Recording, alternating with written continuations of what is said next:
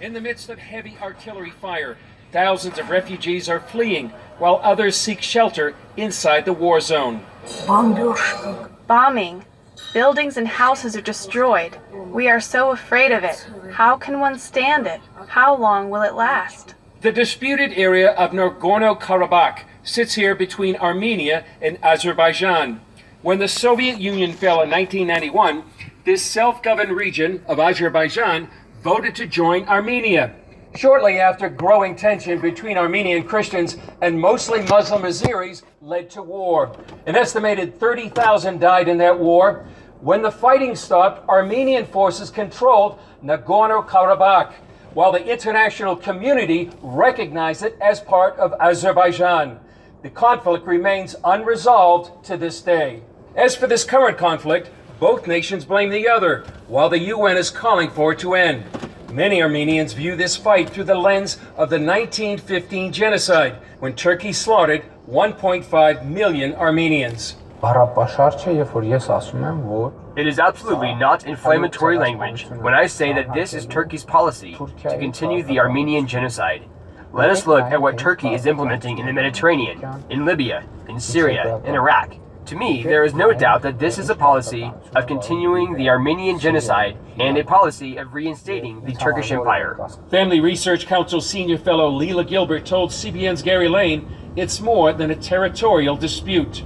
It is definitely a religious conflict, and one of the things that's very hard to find in the regular media is that that's the reason. It's usually referred to as ethnic or territorial, but it is clearly religious, and at this point Turkey has jumped in with mercenaries, actually jihadis, and this is making it all the more volatile. His agenda is a neo-Ottoman empire as far as anyone can tell, with him as the caliph. And that's why Turkey's President Recep Erdogan takes this stance. The brotherly Azerbaijani state has started a major offensive to defend its own lands and to liberate Nagorno-Karabakh, which is under occupation. The Azerbaijani army, which is advancing successfully on the front, has liberated many places. With all our capability and all our heart, we will continue to be by Azerbaijan's side. French President Emmanuel Macron accuses Turkey of sending Syrian jihadists to the fight. An international human rights advocate, Baroness Cox, reports that Turkey is now controlling air operations for Azerbaijan. CBN News has learned several European parliaments are discussing telling Erdogan they will not come to the aid of Turkey as a NATO member if requested, and are urging the U.S. to do the same. The UN, Russia, and the U.S. have called for a ceasefire, but Azerbaijan says it will be conditional on Armenia's withdrawal from Nagorno-Karabakh.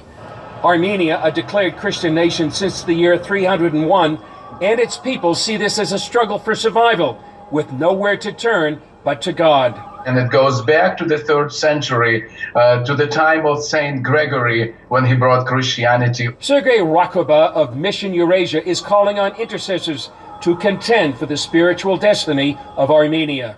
I'm speaking on behalf of the Christian nation of Armenia now and challenging the entire Christian family around the globe to pray, to support, to remember them when they are trying to defend their sovereign territories in their nation now. In the meantime, the fighting rages on. Chris Mitchell, CBN News, Jerusalem.